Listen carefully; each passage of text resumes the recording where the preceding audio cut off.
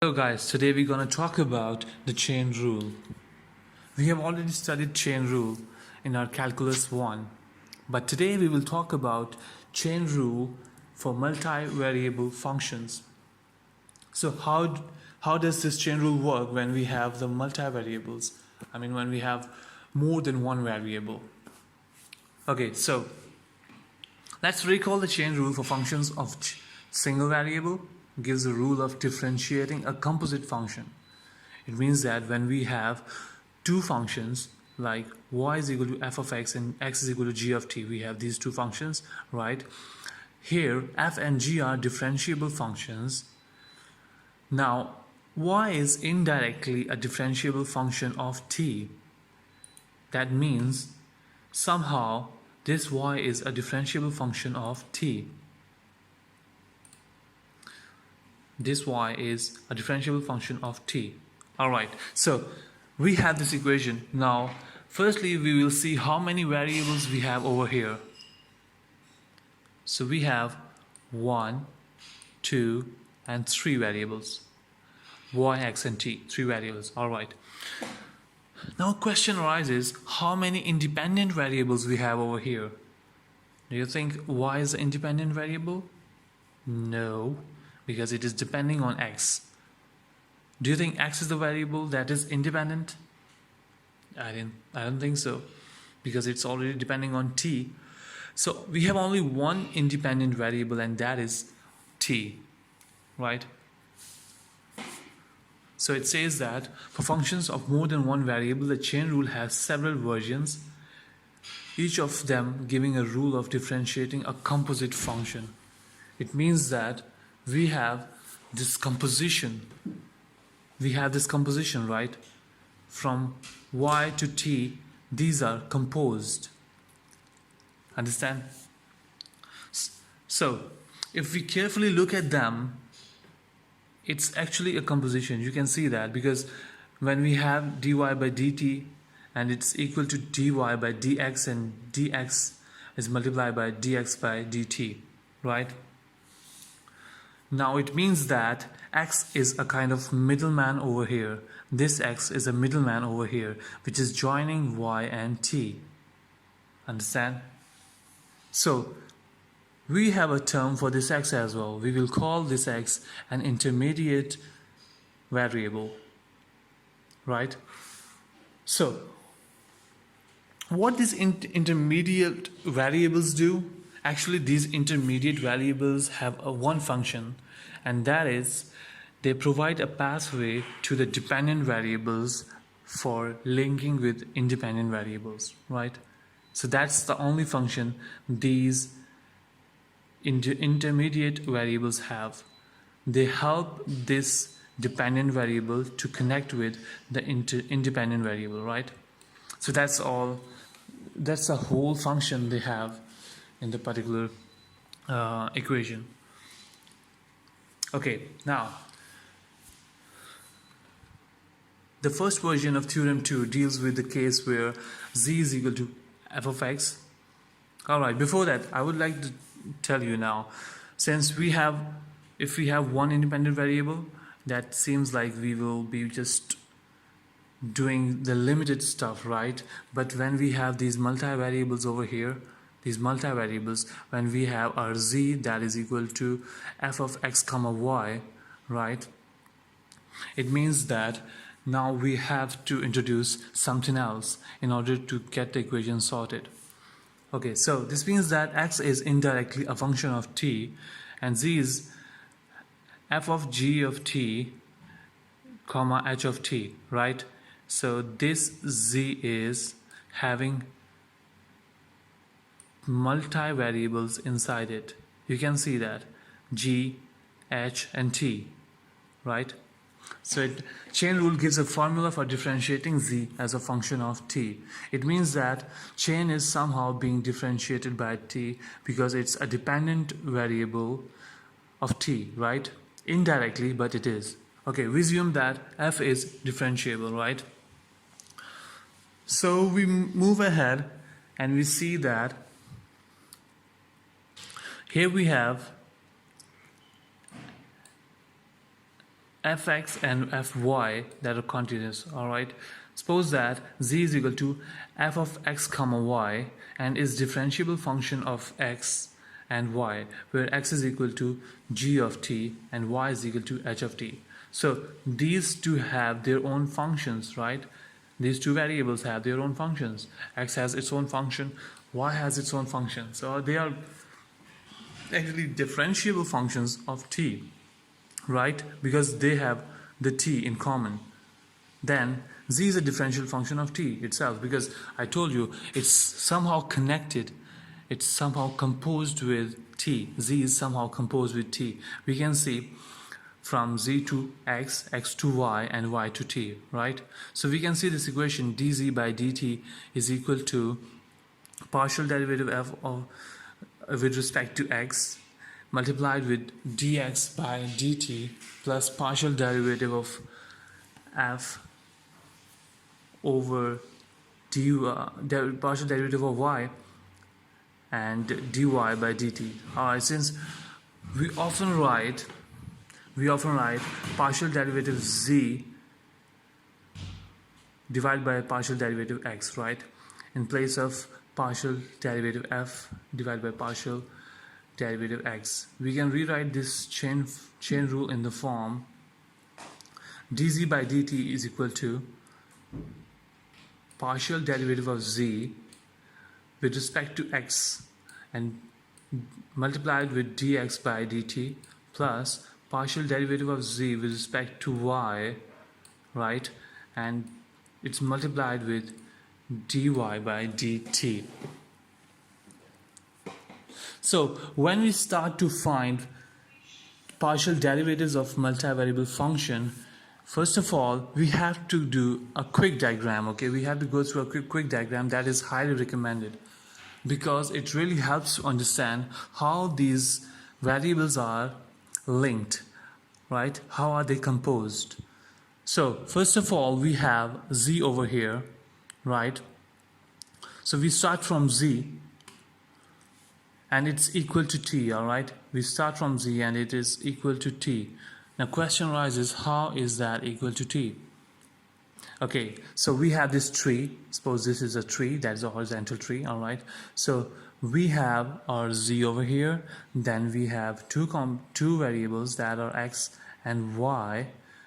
Okay, x and y, and these are kind of intermediate variables over here, right? Intermediate variables, and this z is actually a dependent variable,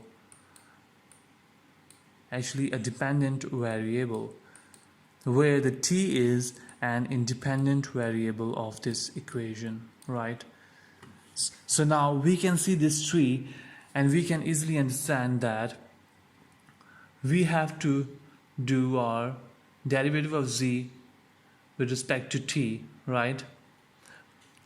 First of all we have to go there and then we will do derivative of z by x and then derivative of x by t, right? Same is derivative of z by derivative of y with respect to y, or then derivative of y with respect to t, right? So this is a tree actually that helps to understand. On the top, right, on the top we will have our z, in the middle we will have our intermediate variables that are x and y, and at the bottom we will have the independent variable which is t. We have only one independent variable, so our partial derivative would be dz by dt, that is equal to dz by dx, and it would be multiplied with dx by dt plus our partial derivative of z with respect to y would be multiplied with derivative of y with respect to t. Okay, so moving ahead. Okay, so here we have an example. So it says find dz by dt when t is equal to 0. Now we have to find dz by dt, right? Please give it a try on your own and let's see whether you have built the understanding or not. So we do the solution together. All right, so what do? here it says that we have this chain rule and that gives us an equation like this. So we will take the derivatives according to this equation, right? So taking derivative of this equation, it would be something like this: 2xy plus 3y raised to power 4, when we will take the derivative with respect to x of this equation, right? Okay, then we put the value, and after addition we will have this particular derivative, right? We will have this derivative with respect to y. Okay, this is with respect to x, and that would be with respect to y, and we will just plug in the values over there, right? So it's not necessary to substitute the expressions for y, x and y in terms of t, right? Now we simply observe that t is equal to 0, and we have x which is equal to sine 0, that is also 0, and we have y which is equal to cos 0, that is equal to 1. Alright, so here we go. What do we do? Since our t is equal to 0, we will just plug in all those values, right, in the equation, and we will try to find the answer, and that is equal to 6, which is our answer, right? Okay, now we consider the situation where z is equal to f of x comma y, but each of x and y is a function of two variables, s and t. Now the situation is we got two independent variables over here. Before, in the last example, we had only one independent variable, and that was t. So our equation would be something like this: x is equal to g of s comma t, and y is equal to h of s comma t. So then z is indirectly a function of s and t, and we wish to find partial derivative of z with respect to s and partial derivative of z with respect to y. Now recall the computing. Okay, now we have to remember that what we have done so far in the last slides, or in the last example, we have found this thing, right? Now we hold as fix the compute to ordinary derivative of z with respect to t. So what do? We have this equation already, right? Now here we go. It says that our z is equal to f of x comma y, which is differentiable function, right? And x is equal to g of s comma t, and y is equal to h of s comma t, that are differentiable functions of s and t, right? So we will have the equations like this. Our partial derivative of z with respect to s would be this, and our partial derivative of z with respect to y would be like this. Okay, now again it says case 2 of the chain rule contains three types of variables. S and t are the independent variables, as we discussed in our last slides, right? Now x and y are called intermediate variables, as we know, because these are connecting these two dependent and independent variables, and our y is the dependent variable. The whole story we have just done in the last slides. Alright, so it says that it's really easy and handy to draw a tree diagram. Now it would be very clear when we will talk about this tree diagram. We have this c, and it is dependent variable, right? We have this t and z, and this is dependent variable. We have these two variables, x and y, and these are intermediate variables. Alright, these are intermediate variables, and now we have got s and t, right? Both intermediate variables have s and t, so they are the function of s and t, right? So it means that we have these independent variables over here.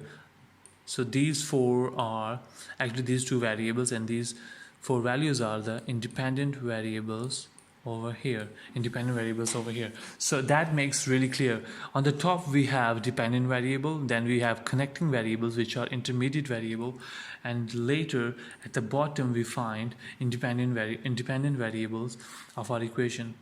So basically we have to find this particular value, but to find that we have to go through this particular value right here, and we have to go through this particular value. All right, go ahead. So on each branch we write to correspond. All right, it seems like we had the values, we had the formulas back there, and we talked about when we will urge to find partial derivative of z with respect to s, we have to apply this formula. But when we will urge to find partial derivative of z with respect to t, we have to have another equation that would be similar to this, but with the replacement of t over here, right? Similarly, find partial derivative of z, right, with respect to t by using the paths from z to t. All right, now we consider the general situation in which the dependent variable u is a function of n intermediate variables, which is x1 up to xn, each of which is in turn a function of m independent variables from t1 to tm. So there are n terms, one of each intermediate variable, and the proof is similar on the case 1. All right, so here is a proof of general version of the chain rule. All right, general version of the chain rule. It means that whatever the numbers of variables we have, it could be the n variables, right, and they could have the n, let's say, independent variables as well. So we can see this u is going to be a differential function of the n variables, right, x1 x2 up to xn. All right, and we can see we have u which has a function of t1 t2 up to tm, right? So we would have this equation that would be known as a general version of our chain rule. Okay, moving ahead, we have implicit differentiation. So what is implicit differentiation? Actually, implicit differentiation is to find partial differentiation of multivariable functions in order to understand. So we will deal with two different problems. All right, we will deal with two different problems, and we will see those two different equations in our next slides, right? Okay, one of them will be carrying two variables, and other one would be having three variables with that. All right, so let's have a look on this slide over here. It says that we suppose that an equation of the form f of x comma y is equal to 0, right, defines y implicitly as a differentiable function of x. Okay, so that is y is equal to f of x, where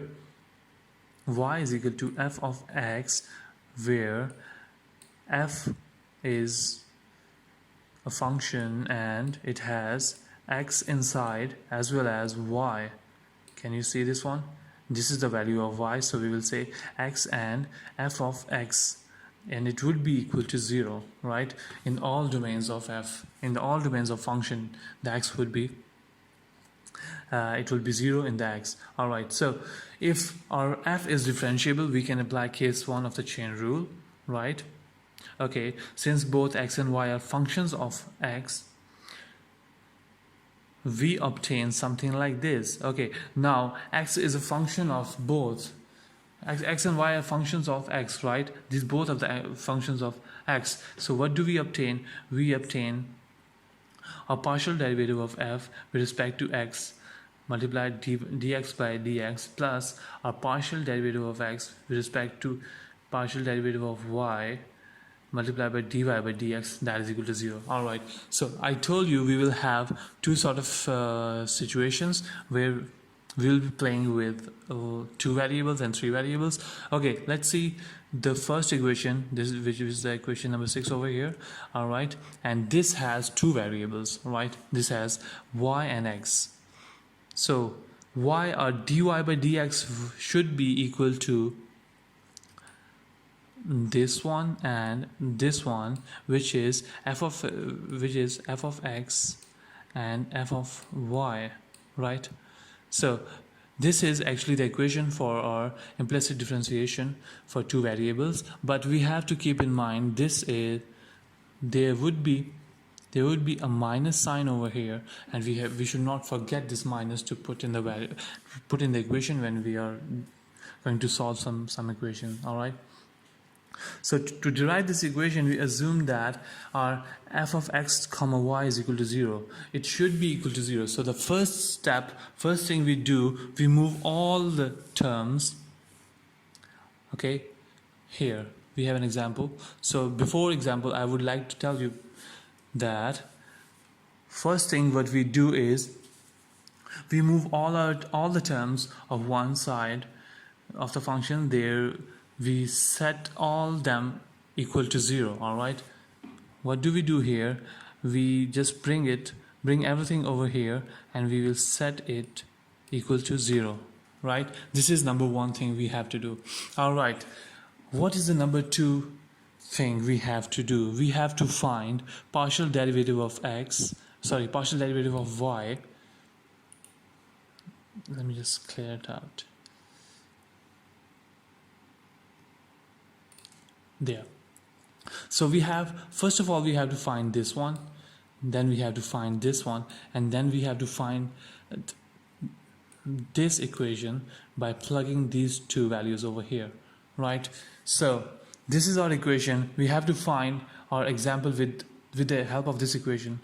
So give it a try on your own. It says find y prime if x cubed plus y cubed is equal to 6xy. So you have to remember what is this number one thing we have to do when we are going to solve this equation, right?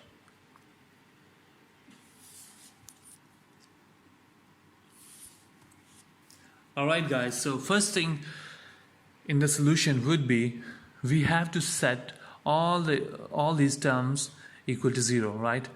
So in order to do that, we will just bring it over here and make it minus 6xy, right? And we will write our f of x comma y is equal to x cubed plus y cubed minus 6xy is equal to 0. Okay, now we have this equations. So equation 6 gives us something like this, right? We have seen that in equation 6 it was like f of x by minus f of x by y, f of y. So what do? We're gonna just take the derivatives of this equation with respect to f of x and f of y, and we will be having this answer over here, right? And if you don't know how to get this answer, it's really easy, because when we will find the first one, f of x, we will consider our y as constant, right? And when we will be talking about f of y, we will take this x as constant. Okay, so this is how we have done this thing. All right, further solving that, we will find our equation that would be equal to minus x square plus minus x square minus 2y by y square minus 2x, right? So this is how we do with the two variables of the implicit differentiation. Okay, now we move ahead and we find that if we have three variables in the particular equation, then how do we do that? All right, here we go. Now we suppose that z is given implicitly as a function, right? Z is equal to f of xy by an equation of the form f x y z is equal to 0, right? This means that this f has xy and fxy, which is equal to 0, right? And this whole equation is going to be equal to 0, right? So for all x and y in the domain of the f, if f and f are differentiable, if this f and the big F, the capital F, are differentiable, then we can use the chain rule of to differentiate the equation f x comma y comma z is equal to 0 as follows, right? Okay, I told you we will have two kind of situations, right? In one situation we had two variables. In the next situation, this situation, we have three variables. Now we have x, we have y, and we have z, right? So first of all, we have to find, our first step would be sending all these equations, all these terms on the one side and setting it equal to 0, right? After that, we will be finding our this thing, which is partial derivative of f with respect to x. Partial derivative of x with respect, it would be multiplied with dx by dx, right? So we will add into partial derivative of f with respect to y multiplied by partial derivative of y with respect to x plus partial derivative of f with respect to z into partial derivative of z with respect to x, and it should be equal to 0, right? So this, but when we have this thing over here, right, when we have our d by dx and it is being multiplied with the x, is equal to 1. On the other hand, we have d by dx multiplied by y is equal to 0. So this equation becomes something like this, right? It would be something like this, right? Okay, so our partial derivative of f divided by partial derivative of z would not be equal to 0. All right, you have to remember this thing, because this is the condition. It says if, right? This is the condition.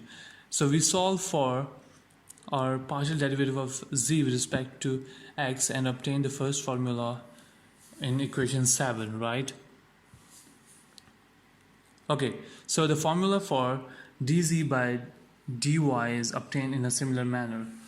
All right, so we have our equation number 7 over here, and we can have these things. So first of all, we have to find this one, we have to find this one, and we have to find this one. So these are the three values we have to find, and later on we have to plug into this equation, right? Again, a version of the implicit function theorem stipulates conditions which are under which our assumption is valid. Okay, all right, so let's see, we have an example over here. All right, and in this example, this example is really, easy. So if you give it a try yourself, that would be really easy. So first thing first, we have to send this thing over here and we have to make it equal to 0, and it would be like our f having x, y, z is equal to 0. All right, so please give it a try.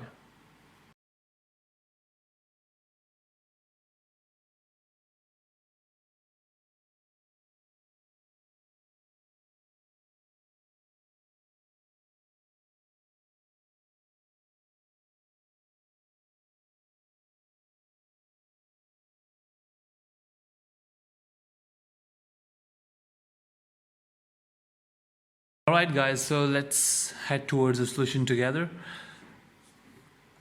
Since I told you people, we have to set this thing equal to 0, and we have to send this over here so that we can write this equation over here, right? Alright, next step would be, we have to find f of x that is equal to yz, then we have to find f of z that is equal to, let me just erase it down. Okay, all right, so first of all we have to find f of x and then f of z. After finding these two equations, what do? We simply put it in the equation that was equation 7, right? And we will get this value over here, and that's our first value we have got, right? And the second one would be something like this. We have to find this one, f of y, then f of z, and then we have to put it over here in the equation, right? So this is actually this is our final answer. This is our final answer. These two are our final answer, right?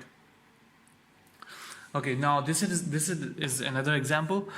It would be not leading to the same thing, but it is similar like what we have done in the last slide or in the last example. So give it a try at your own, and let's see what happens in this example as well. All right.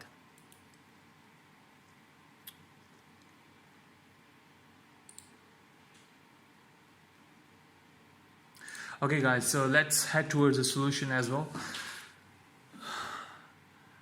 Okay, so what do? We just put it, since this whole equation is equal to 0, right? We don't have to bring anything on the other side because it's already over there. So what do? We write the equation in this form, and then we will try to find our f of x and f of z over here, right? We will take the derivatives and we will find these two equations. And I just told you in the last example, the previous example, how do we do that? Alright, after finding these two examples, what do? We will write it down in this form. We will just plug in these two equations and these two values, right? We'll plug in these two values over here. Our next step is, because we have to find this thing, which is partial derivative square of z and partial with respect to partial derivative x square, right? So it means that we have to find it again. We have to take the derivative again. All right. Okay. After this simplification, we have to go down here and we have to find it further. We have to take a derivative and we have to simplify it further, right? So you can see here we had this first derivative here, right? Then we tried to simplify it with this thing, and finally we will have the answer like this, which is 2 minus z whole square plus x square by 2 minus z cube. Alright guys, so this was all about the implicit differentiation. So today we had talked about chain rule and implicit differentiation.